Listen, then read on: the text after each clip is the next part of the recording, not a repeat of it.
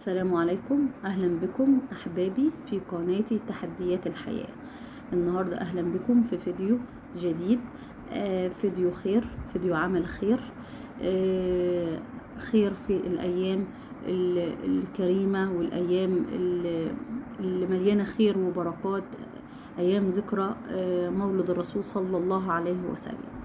كنا نعمل وجبات خير نوزعها ونفرح الناس ونفرح احنا معاهم، والخير يملى بيوتنا، والرزق يملى بيوتنا، والفرحة في المباركة.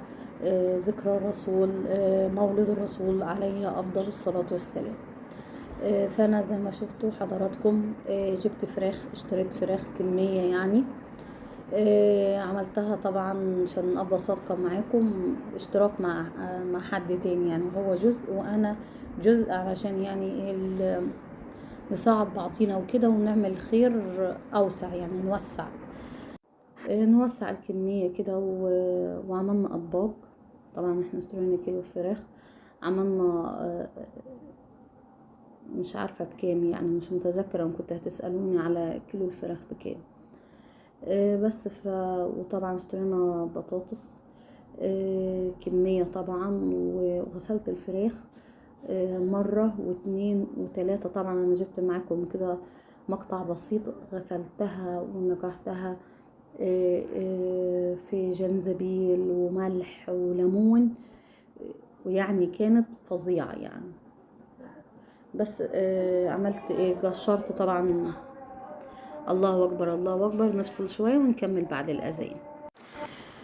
بس حضراتكم زي ما انتوا شايفين قشرنا البطاطس ونزلت عليها ببصل. طبعا هي كمية البطاطس كبيرة بسم الله ما شاء الله. ودي صينية من اللي بتخش الفرن الكبير، اللي هو فرن الخبيز، اللي هو العيش وكده، الفرن الكبير.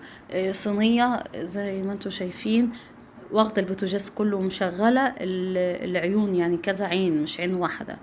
بس نزلت بالبطاطس والبصل وكل البهارات. بقى ايه البهارات اللي حطيتها؟ بابريكا وفلفل اسود وكزبره وكمون وجرفه وورق لورا وحبهان مطحون وكل حاجه يعني من البهارات المتاحه حطيتها زي ما انتوا شايفين. وهنزل عليها بكيس صلصه واسيبها يعني تتسبك مع بعضيها. طبعا الفراخ اللي انا غسلها كويس ونقعها بديها شطفه، وبرص الفراخ على البطاطس يعني.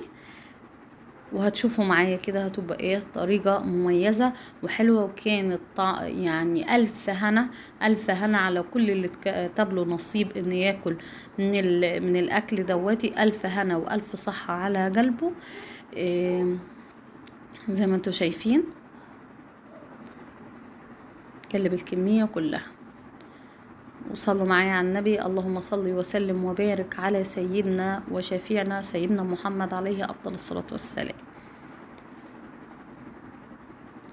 طبعا هنا معلقة واحدة ما كانتش نافعة على الكمية، يعني هي بسم الله ما شاء الله الكمية كبيرة، فجبت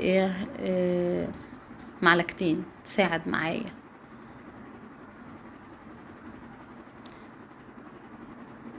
طبعا اهو كيس الصلصة. اهم حاجة انا بعمل الخير، طبعا النية طبعا لله عز وجل. طبعا اي حاجة بتطلعيها تترد على طول، ما نقص مال من صدقة. بتفرحي انتي وبيتك بيخشوا الخير، وبتحسي بالسعادة، وكمان يعني وبتفرحي كل اللي حواليكي بقدر المستطاع، يعني بالامكانيات اللي معاكي، باللي انت تقدري تقدميه وتعمليه. يعني ما تحمليش روحك فوق طاقتك، في كل امكانيات اللي في امكانياتك قدميه حتى لو بسيط. طبعا انا حطيت ميه عشان تساعد لحد ما الصلصه تفك معايا، عشان البطاطس ما تتحروقش. وهنا نزلت طبعا بالفراخ وعملت تتبيله روعه للفراخ. طبعا في الكبه، بس انا المقطع ده اتحذف مني. حطيت بصل وعليه طماطم وعليه فلفل وعليه كل البهارات وصويا صوص وكاتشب وكل البهارات، وحطيتها كده ومليت الفراخ بين التتبيلة ديات وتحت الجلد. بسم الله ما شاء الله كان على الطعم. زي ما انتوا شايفين حلة كده كبيرة بالتنايس. عملت ايه؟ نزلت بحوالي عن 2 كيلو شعرية.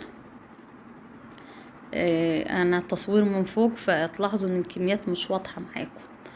2 كيلو شعرية، حمرهم كويس. طبعا اهم حاجة ان هم يتحمروا كويس. وبعد كده هنزل بالرز تدريجيا. يعني انا قسمت الرز على مصفتين على ما اتذكر. يعني نزلت بالمصفى الاولى، قلبت كويس. اهم حاجة الحباية تتشمع علشان الرز يطلع معايا مفلفل ومش معجن ويكون كويس. يعني بنزل بالمصفى وبعديها المصفى التانية. مش عارفة المصفى التالتة دي جت معاكم ولا لا. المهم قسمتم لكميات، كل كمية اشمع الرزاية وبعد كده احط الكمية التانية بحيث ان يطلع معايا الرز لما هو كمية مفلفل.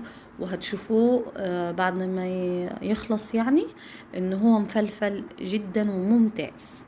وكان الطعم والريحة وطعم، يعني الحاجة اللي بتبقى طالعة كده لله وطالعة للناس يعني بتبقى أحلى حاجة. وطبعا أنا برغم يعني ان انا يعني صحتي مش في احسن حال، ويعتبر ان انا بعمله ده مجهود على صحتي، بس الحمد لله الحمد لله حسيت ان انا عندي استطاعة ان انا اعمل كده.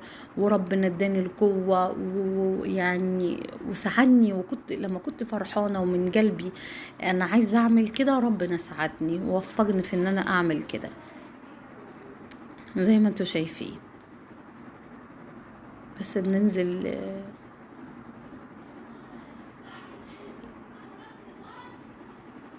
الكميات كلها زي ما انتوا شايفين. طبعا بقلب كويس علشان الرزاية لما تتشمع ما يحصلش ايه، ما تعجنش زي ما قلت لكم.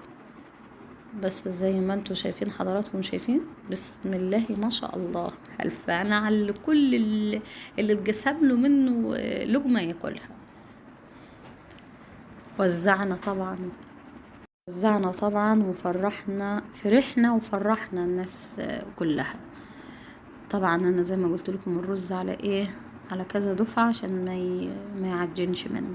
ان كنتم وصلت معايا لحد هنا ما تنسيش الاشتراك في القناة وتشير الفيديو علشان يعم الخير ونعلم بعضنا ان احنا نعمل خير باقل حاجة.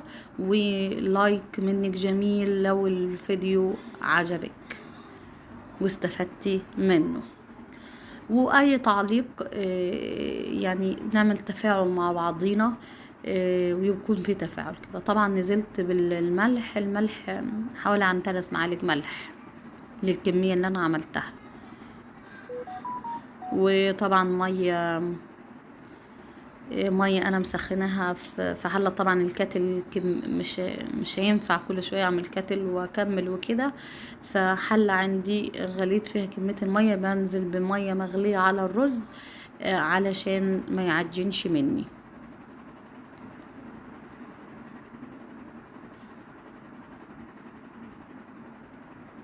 اي بنوتة صغيرة وشفت الفيديو دواتي اتعلميها طريقة عمل الرز عشان يطلع معاكي ولا اروع من ذلك.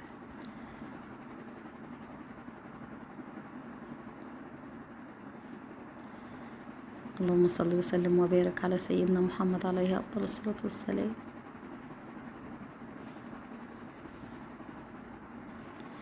زي ما انتوا شايفين طبعا انا اشتريت اطباق ومعالج يعني معالج. وبعد كده طبعا كل طبق هحط فيه كمية رز يعني قطعة الفراخ والخضار. وإن كان يعني في أطباق فيها خضار اللي هي خيار طماطم مخلل كده يعني على حسب. اديني نزلت بالميه. طبعا انا بالنظر كده انا عارفه ان الكميه دي هتاخد قد ايه. طبعا هي للبنات الصغيره اللي لسه مش عارفه يعني فوق الرز بعقله الاصبع كده، يعني شوف صباعك العقلة بتاعت الصباع لحديها بيكون زايد مية بس عن الرز. يعني ده الرز المية كده اغطس ايدي كده من غير ما تنزل حاجة بسيطة بعقلة صباعي كده هواتي، ما تزيدش عشان الرز ما يعجنش معانا. طبعا انا ما جبتش معاكم، دخلت الصينية في فرن الخبيز الكبير طبعا عشان فرن البوتاجاز مش هياخدها. وشايفين المنظر يتحدث عن نفسه. اعتقد ان المنظر يتحدث عن نفسه. ربنا يجعلنا بإذن الله نعمل الخير ونبقى سباقين في عمل الخير، وربنا يجعلنا دائمين على فعل الخير بإذن الله. زي ما انتوا شايفين الرز، ركزوا ركزوا، شايفين رغم ان انا شمعته وكنت بشوحه الحباية بيضة مفلفلة فظيع فظيع صراحة.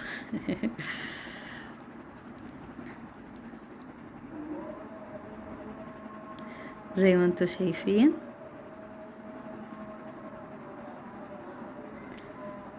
الف هنا الف هنا على اللي كل منه. وهنا بوريكم بعد ما عملت الاطباق الوجبات كده، وطبعا كل واحد اتجه في طريق يعني يوزعهم لكل صاحب نصيب. وهنا بقول لكم ان احنا جبنا حلاوة المولد. طبعا احنا جبنا الحاجات اللي احنا بنحبها بس كده. وان كنت وصلت كده الفيديو انتهى معانا ووصلت معايا لاخر الفيديو، ما تنسيش الاشتراك. والسلام عليكم ورحمة الله وبركاته.